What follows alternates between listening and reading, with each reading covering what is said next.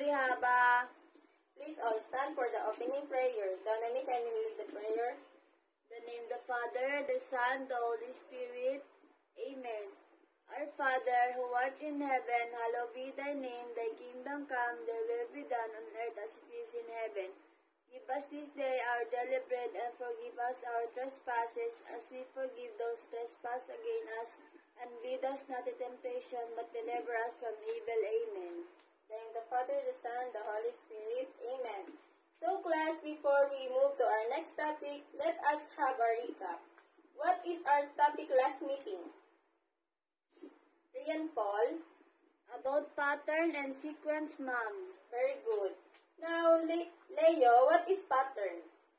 Pattern are regular, repeated, or recurring forms or design, ma'am. Correct, thank you. Let's Charlene, what is sequence? Sequence is a collection of numbers or objects that follows a particular pattern. Thank you, Charlene. Before we start our class, I will share a quote from Jim Rohn. He said that discipline is a bridge between accomplishment and goals. Class, discipline is the important way to become a successful person and to achieve your goals in life. Now, class, we are going to discuss our next topic, which is Fibonacci sequence. In your idea, what is Fibonacci sequence? Anyone? Yes, Angela. Fibonacci sequence is approach to the number of pi. Good, thank you. Plus, Fibonacci sequence is introduced by Leonardo of Pisa.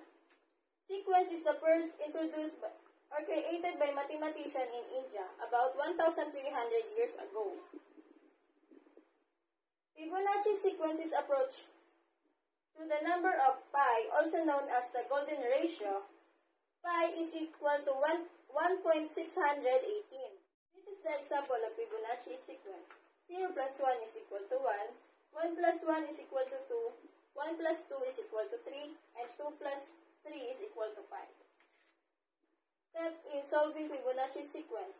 Step 1. A table with 2 columns. The number of rows will depend on how many number in the Fibonacci sequence you want to calculate. In step 1, I have here the first and second row. In first row, I have 5 columns, 1, 2, 3, 4, 5. In the second row, I have 5 columns. In step 2, enter the sequence of term in the left column. This means just entering the sequence of sequential ordinal numbers beginning with first, or 1. In this figure, I have here 5 columns. I write here a first, second, third, fourth, and fifth because I want to get what is the fifth term of this problem, which is Fibonacci sequence.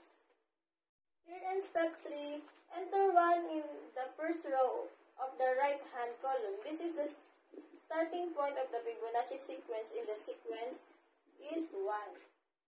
Here in step 4, at the first term, 1 and 0. This will give the second term in the sequence, just like this. I have here the 0 plus 1. Your number 1 is your first term. In step 5, you need to add your first term and your second term to get what is your third term, which is 1 plus 1 is equal to 2. 2 is your third term. Just like this, your third term. First term is 1, second term is 1, is equal to 2. 1 plus 1 is equal to 2. 2 is your third term. Step 6, add the second term 1 and the third term 2 to get the fourth number in the sequence. 1 plus 2 is equal to 3. 3 is your fourth term. Just like this, I have here the second term, which is 1, and your third term, which is 2, is equal to 3. 3 is your fourth term. Here in step 7, you need to know or to get what is your fifth term. You need to add your third term and your fourth term to get what is your fifth term.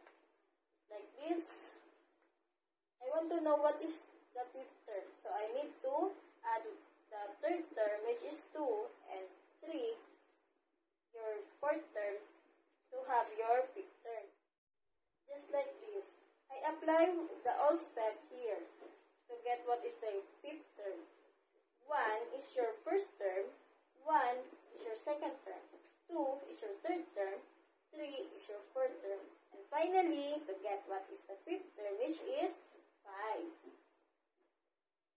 That's all for today. I hope that you learned something about Fibonacci sequence. Now class, get one whole intermediate paper and I give you 3 items activity, answer it on your paper. For your assignment, answer it on your